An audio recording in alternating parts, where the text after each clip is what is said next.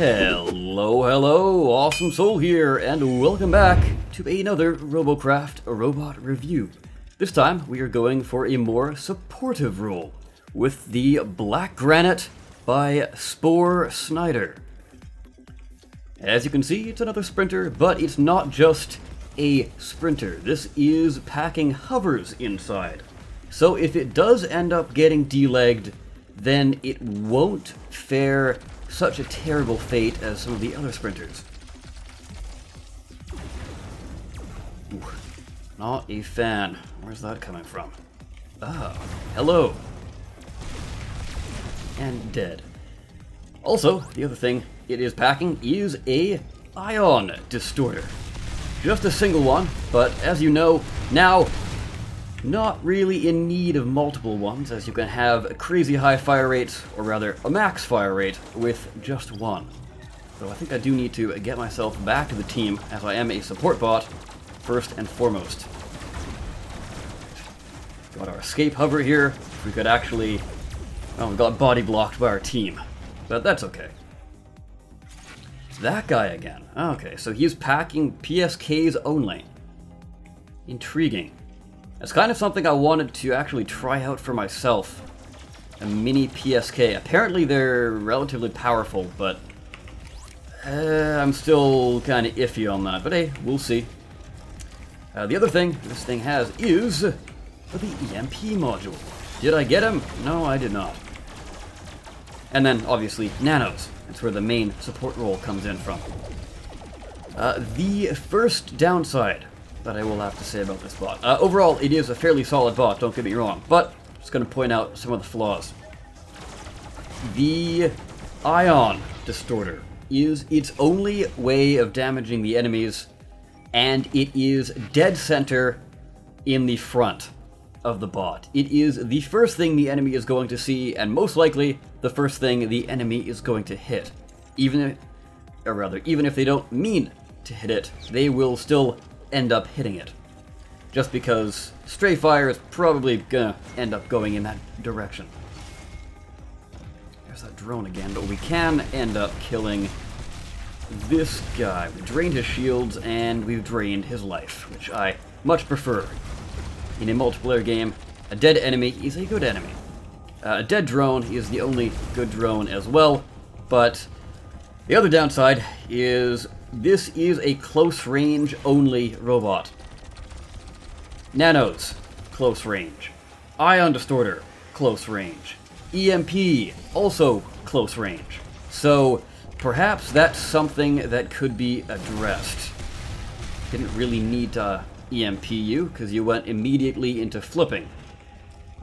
Sometimes I do try and go with the fight on your back routine, which, not a terrible idea. If you're kind of close to death, you're often probably better off going with fight, because you're going to end up dying in the 3 seconds it's taking you to regenerate, or right yourself, rather. So, yeah, a little pro tip there. Although, it's kind of difficult to get a sense for, should I do this or should I not do this? I don't know.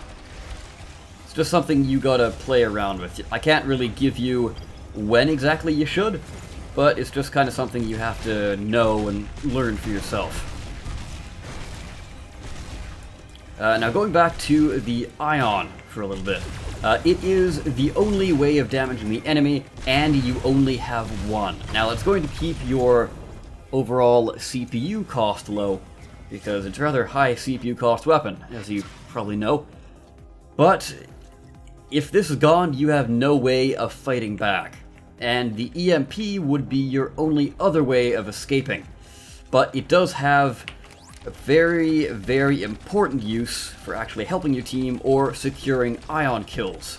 You don't really want to use it to run away, and especially because it's got a high cooldown, if you've used it for the other two things, then you're not going to have it.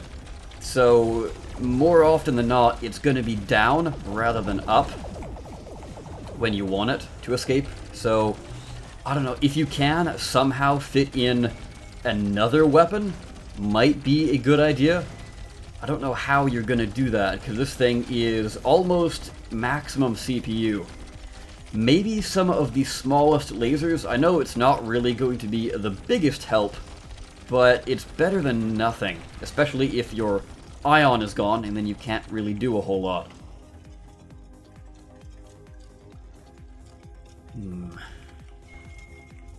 Speaking of not doing a whole lot, this bot doesn't really have the most engaged potential either. Blink would be kind of handy for getting towards enemies, and also getting towards allies to heal them.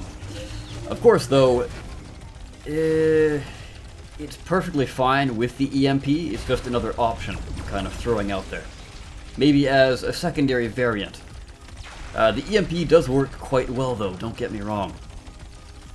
The other thing that works well for this setup is the nanos. They are the mid-tier nanos, so they're not really a power hog, which I quite like. So you can put most of your power into offenses if you need it. Because for the larger scale nanos, if you're healing your ally and then an enemy comes along, well, you've used all or most of your power there. So you can't really help your teammate in fighting back. And in some cases, it's better to actually fight back rather than continue healing. For whatever reason though, if you did want to go with a more pure support role, upscale those nanos. And maybe downscale the ion as well. Because the bigger ions, while not as, the smaller ions, while not as effective as the big ions, they use less power. So it's kind of trading them back and forth. The ions using a lot of power in this build, or you could have the nanos use a lot of power and the ions not use as much power. Or entirely switch out from nanos, or ions rather, and go for lasers, I guess. It'll give you a bit more of a long-range poke potential. Well, in that case, actually, you could go with the laser Leviathan. Might not be a bad idea either.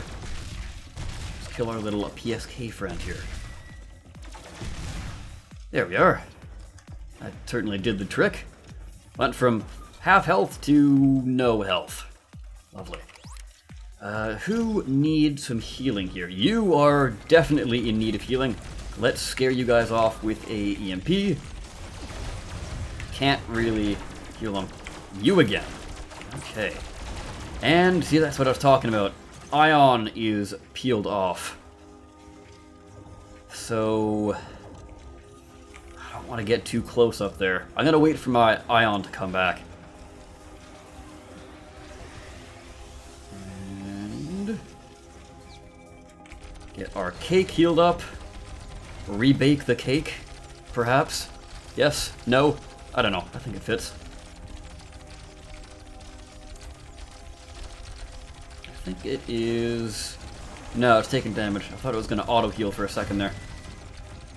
What kind of cake would this be anyways? Strawberry cake with like a yellow custard filling chocolate layer and then... I don't know, a pistachio layer? I guess that's what the light green is. At least I hope it's pistachio and not, like, vomit. That would not make for a very good cake, would it?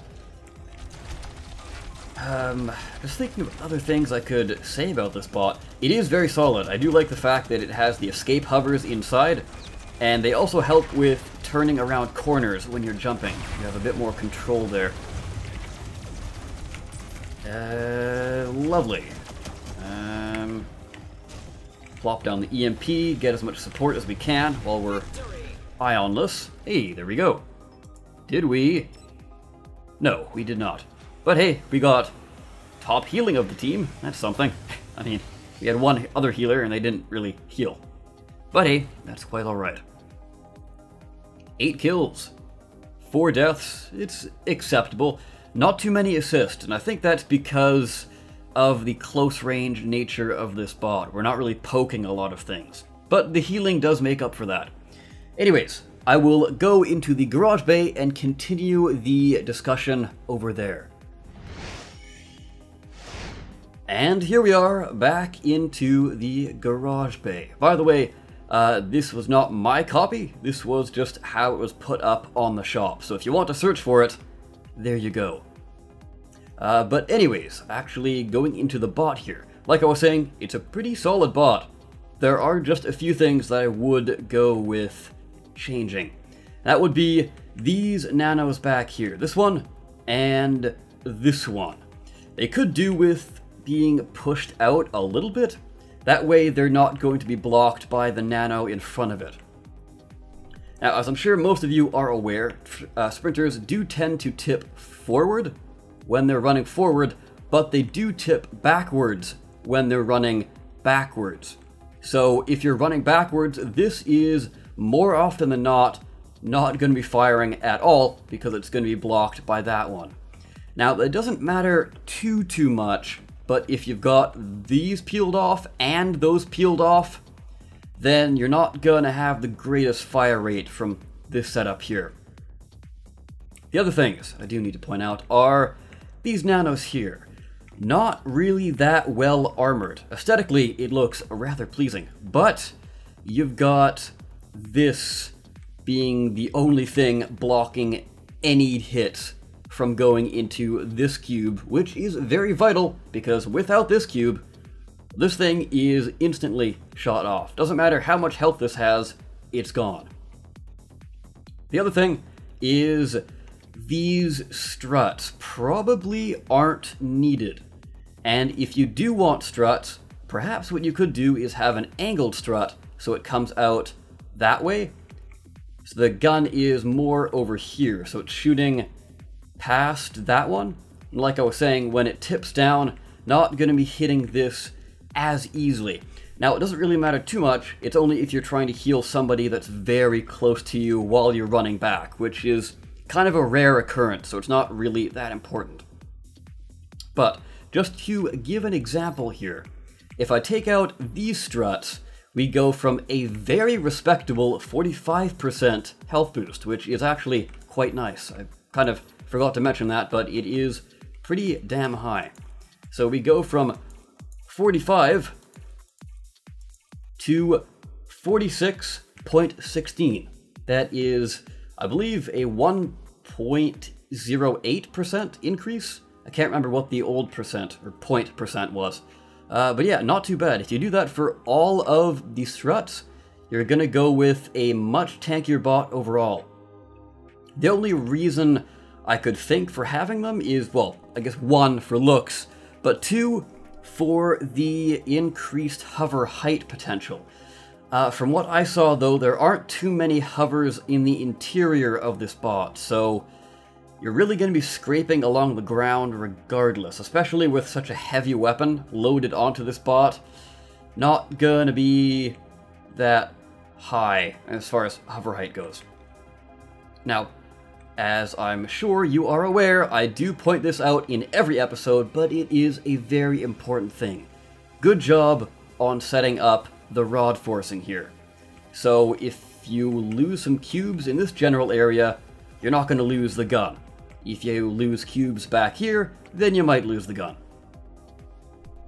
But another pro tip that I don't believe I've shown off before is if you grab yourself an edge slope, this one here, you can actually fit it in over top of rods. So if you want a way to still use rods, but also add on to the total health boost, then you can do that handy dandy trick right there. Of course, though, it's going to use a fair bit more CPU because the rod costs CPU and the cubes cost CPU, but it does make for a very good combination.